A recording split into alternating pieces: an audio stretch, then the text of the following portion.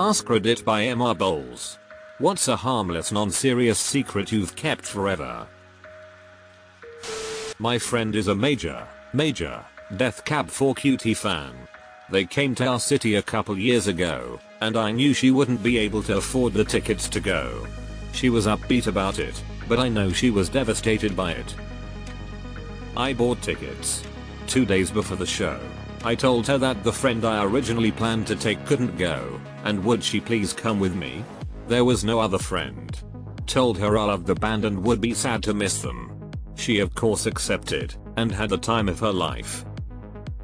She's doing much better now, but every couple of Christmases or birthdays, she gets me some Death Cab merchandise because she knows how much I love the band. I can't stand their music. I literally have them blocked on Spotify. But now it's gone too far where I can't tell her. The detail that you have them blocked on Spotify absolutely made this for me. Don't even want to risk hearing their music. First marriage to my late wife. On the day of the wedding, the ring got stolen out of my car. I was freaking out. My two best men went into overdrive and took a picture I had of the ring and went to I don't know how many jewelry stores explaining what had happened and if they had a ring that was similar. They went to this really great jewelry maker, so said, I have something that is really close, give me a bit and I can make it perfect. He worked his ass off and got it done with about an hour to spare, plus they managed to get my window fixed. The three of us are the only ones who know. I ended up using that jewelry maker for any jewelry I needed and well I haven't stopped yet. He ended up telling my best men to not worry about the price and for me to come down after the honeymoon to work it out. I didn't. He gave it to me at the cost of the materials. He is a great guy. He retired during COVID. That dude got referred customers all day. My mum is a health nut, with probably disordered eating, who wouldn't let us have cheese in the house when I was kid.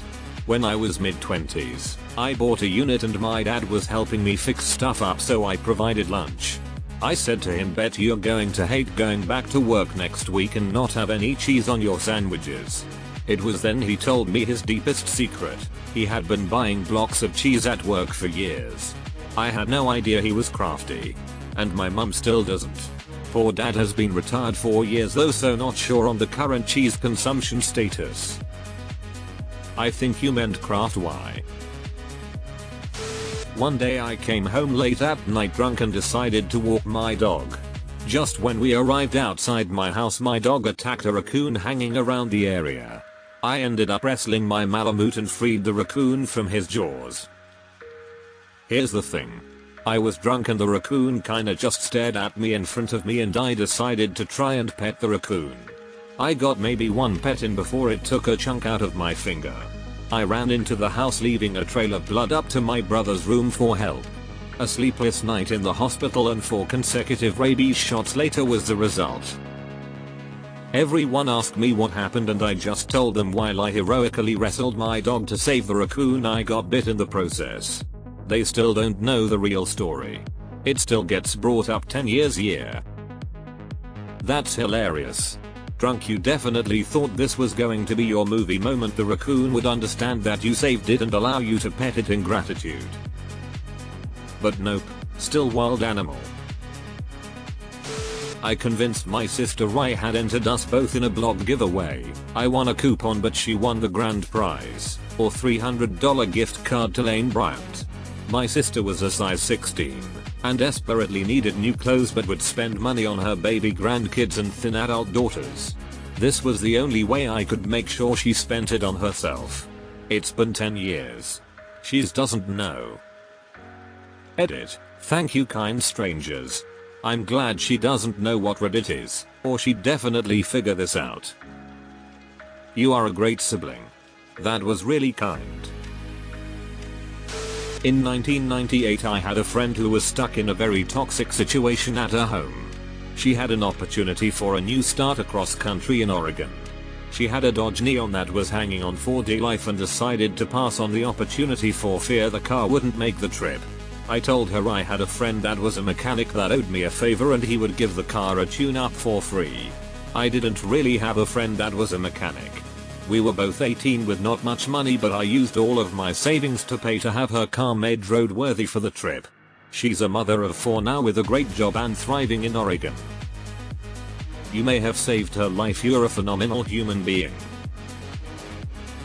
My dad is a doctor. When my daughter was little, she was terrified of hurting her ankle. Like any time she got the slightest twinge or rolled it slightly, she was convinced it was broken. My dad would take her to the office and run a fetal heart Doppler over her little ankle and tell her it was an X-ray machine and her ankle was fine. She's 13 and still convinced that Papa took actual X-rays of her ankle.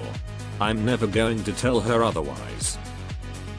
My dad had a portable radio with wires attached to Velcro, which he told us was a lie detector. He would tune to static and raise and lower the volume when one of us was lying. He eventually got a confession out of the one he already suspected. When I was dating my now wife, her son took my car for a joyride while we were out of town. When we got back from our out of town trip, I noticed something was amiss on my car. When I got in it, I noticed the sunshade was installed backwards. I would never do that on accident. I then pulled the dashcam footage. He took it around the neighborhood. He didn't do any donuts or burn any tires. Just a nice slow stroll through the neighborhood with the music playing, and I assume waved and some people.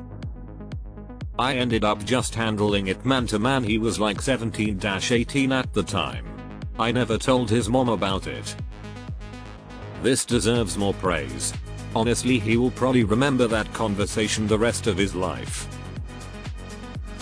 If anyone was at the Hyatt Regency in Columbus, right before the Origins Game Fair in 2018, I have your white noise machine. You left it in the hotel room. I didn't even realize for half my stay. I was like, oh, this is actually really convenient, figuring it was just a new thing the hotel was doing. That is, until I visited my friend's room, where they didn't have one, then noticed I could unplug the one in my room, and realized it must have been left behind.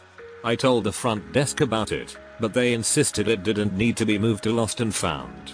Told them to tell me if anyone called looking for it, but no one did. So, thank you, forgetful stranger. It has actually helped immensely with my sleep. When my brother was 4, he won a stuffed animal from a claw machine and it was his favorite thing ever. Slept with it every night for weeks. He fell asleep on the couch and was carried to bed, but left his stuffed animal on the floor, and the dog decided to tear it to pieces during the night. I spent $40 trying to win another one and put it under his bed for him to find. Wow, didn't think this would blow up so much. Thank you for the awards and kind words. I'll do my best to pay them forward. After reading this kind of story in different iterations for years, I think the key for parents is to get like 5 of a favorite toy and secretly rotate them like they do for panda parents. That way all of them get equally loved, worn down, and a replacement for a lost one doesn't look new. My mom won a prize from SiriusXM at the beginning of the pandemic that never arrives even after she followed up. She had been so excited to win something for the first time that I finally found a record store with the items she won, paid for them, and arranged with them to use a generic shipping label and include an apology for the delay and congrats for winning label. She loves her prize and forgives them for a delay. Damn, I used to work at SiriusXM. I wonder who in the promotions department completely fucked this up. A few times, if they were holding contests where you had to be the nth caller, I'd be the one answering the phone, and I was always so super stoked whenever I got to the winning caller and gave the news that they won. Best feeling in the world. The person was always completely speechless and blown away that they actually won. I'd hate to know that maybe sometimes these people never actually got what they won. Several years ago I was in a new relationship. In my grogginess in the morning while still in bed, I forgot my boyfriend had slept over the night before and I just let one rip super loud. Instantly, he is awake. The bed creaks and I remember he is there and am somewhat mortified until he nearly immediately tells my dog, also in the bed, that he will take him outside to poo as I pretend to still be asleep. He takes him outside and later when I am awake, He tells me about my dog's crazy fart. I let my pup take the fall. He knew. My wife lost one of her favorite pair of gold earrings her parents gave her. She could not find the other after weeks of trying. It had sentimental value as it was a 16th day gift, so I knew she'd never want another set. So I took the one she had around our big city to jewelers and shops until I found a matching one. Eventually found one, bought the pair, dirtied it up at home and let her find it in her sock drawer. Still have the other hidden in my desk in case she loses the other. When I had just got my license, I was kind of an idiot, as are most 16-year-old boys. It was snowing and I thought I would try to drift my car into a McDonald's parking lot from the road. I failed, obviously, and went down an embankment into another parking lot. Thankfully my car was mostly okay. I had to replace a quarter panel and a headlight, but nothing too serious. I told my parents I was avoiding a head-on collision and hit black ice. I have never told them the truth even though it has been 20 years since that incident. I could tell them and they wouldn't care really, but I just haven't and probably never will. This is the first time I have ever told anyone the truth about that day. This is why teenage boys' insurance rates are so high lol. Every Thanksgiving in San Luis Obispo my best friend and I are in charge of pies. We go to the Madonna Inn, a gloriously outlandish hotel restaurant bakery resort, and ask for 2 of their pie boxes. We then go to Safeway and buy 2 much cheaper pies and put them in the boxes. We bring them to our large family gathering and everyone compliments the wonderful pies because of how amazing the Madonna Inn's reputation is for baked desserts. I'd like to say this is because of concerns about cost or because the Safeway pies are better, but the truth is my BF and I have been doing this for about a decade now and it's just become one of our favorite traditions together. Do they just give you the pie boxes or do you need to pay for them? Only my immediate family know I threw a birthday party when I was 13 and no one came. I remember sitting at the window crying, looking out for any cars to come. I never told anyone else about this, because I didn't want to seem like a massive loser, still don't. Even the kids who didn't turn up, I told them my neighbors and friends from extracurricular came, so even they don't know. I once turned down a birthday party and cater found out no one came. This was 40 plus years ago and I still feel bad. Sorry Rog. Every Christmas I would write a fake Christmas newsletter, like those letters some people send every year with updates about their life, family, etc., and send it to my parents. I made up this guy who was a huge blowhard, but believable enough that my dad thought maybe he had worked with him at some point in the past. I had a spreadsheet to keep track of his job, wife, children, grandchildren, holidays, etc. so that I could stay accurate from year to year. My parents would get so annoyed at his arrogant writing style but I was really proud of it lol.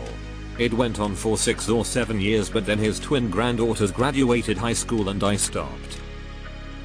This is so damn funny.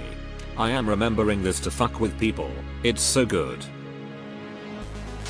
As a previous nanny, I've seen many first steps and heard many first words, but I never share that. When I leave I say something like, I think little one is so close to walking talking. It's a special moment parents deserve. Who am I to take that from them? One baby was walking with me for a full 2 weeks before he showed his new trick to his parents. We did that at the daycare I worked at lol. I remember specifically one time this kid had been walking all day. His mom came in to pick him up and my grandmother who ran the place sat him down really fast so she wouldn't see. When his mom rounded the corner he stood up and walked to her and the look on her face was priceless. She was so excited.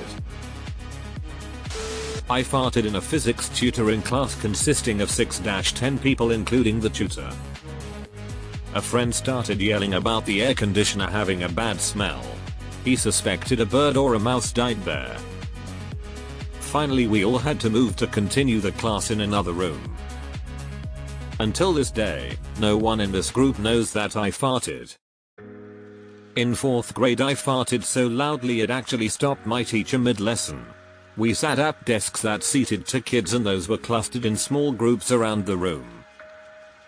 Well, that day the boy next to me had been having issues, and when it got really quiet after my fart, he was like, "That was probably me, I've been farting all day." I couldn't believe he took credit. I made eye contact with another girl who sat near me and told her, "Sorry, Andrew. Hope you feel like a boss for stopping a lesson with a fart you didn't let out though." I once told a girl I was dating I loved the dish she cooked for me.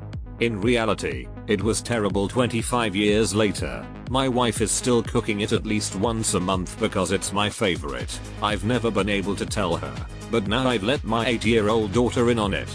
She'll prance up to my wife and say, "Let's cook daddy's favorite tonight," then she turns around and looks me dead in the eye with a shit-eating grin on her face. Well, what's the dish? And why is it bad? We need to know. When Elle was 10 and my younger brother was 5, Elle pranked him and scared him so badly he shit his pants. He cried and Elle felt so bad that Elle cleaned him, his pants, and the place in the hall where he shit. I never told anyone, at 10 years old, that shit would have been hilarious to friends and family.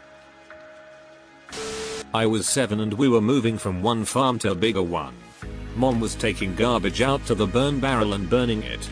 In the rural 80s we just burned everything. I started looking at the fire when she went back inside and discovered a burning ice cream lid. I picked it up and threw it like a frisbee and it did an ice arc and landed right at a large stack of hay that was quite a ways away.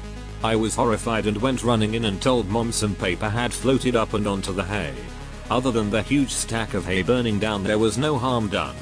It was old hay anyway, that's why it wasn't stored in the barn. I bet you were terrified. When I first met my wife's 93-year-old grandma about 13 years ago, she had me try her holiday dish, congealed salad. It's basically lime jello made with condensed milk, and it has pineapple, walnuts, marshmallows and celery mixed in, and it is poured into a bundt cake pan to set. It's a terrible, old-timey southern dish. She was so excited to let me try it that I panicked and said it was amazing. She absolutely lit up, and every year since then, she has exponentially increased the amount she makes because she knows how much I love it. The bundt cake pan has long since been replaced with a literal punched bowl. The rest of the family knows I hate it, and it's just silently accepted that I will eat huge amounts of it each year instead of telling her the truth. Honestly, I think removing the celery would greatly improve this, so maybe tell her you can't have celery anymore. But then you'd have to deal with not eating celery, not a bad thing in my opinion. In 2009 my best friend was struggling to pay rent when his TV broke. So I went and bought him an at the time 42-inch HD TV for over $1,000. I knew he would never accept me spending that much as a gift. So I took it out of the box and put a few small scratches on the back of it and told him I bought a new TV and that he could have my old one that I didn't use anymore. Well, he's doing way better now financially, but he has no idea I did that and I will never tell him. Not just the gift of a TV, but the gift of understanding and grace, giving in a way that no burden of guilt or expectation is also put on the friend. This is really sweet. Deleted. I'm picturing some real Mission Impossible shit lol. When I was about 15 or 16 I had a sleepover with about 10 of my friends and my sister. I decided to have some fun with them, and pretended to sleep talk. They recorded it on a cassette tape, and I figured it would just be a fun harmless prank. Well, nearly 30 years later, they still keep bringing it up. They still don't know that I was faking and I don't know how to tell them at this point because so much time has passed. That tape is still floating around. I hate it when they bring it up, and they think it's because I'm embarrassed about sleep talking, but the reality is it was just a stupid prank I played when I was a teenager and I just never in a million years thought that it would still be going 3 decades later. I want this to just fucking die already lol. Nobody knows my secret except for you, random strangers on Reddit. After all this time, If you do tell them you faked it, they won't believe you. My best friend in high school worked hard after school and on weekends in a butcher shop to earn money. He had healthy savings balance and really wanted an Xbox so we could play Halo, but his parents wouldn't let him buy one even though he'd earned more than enough on his own. I knew HTML, so I made a fake website for an Australian gaming magazine advertising a competition to win an Xbox. He entered the competition and won it. We faked the email telling him he'd won. We bought an Xbox from the local store and went straight to the local post office and faked the sender's address on the label. 2 days later, it turned up at his home. He showed his parents the website, the email and the postage and they believed him. We spent the rest of the summer hanging out playing Halo. So good.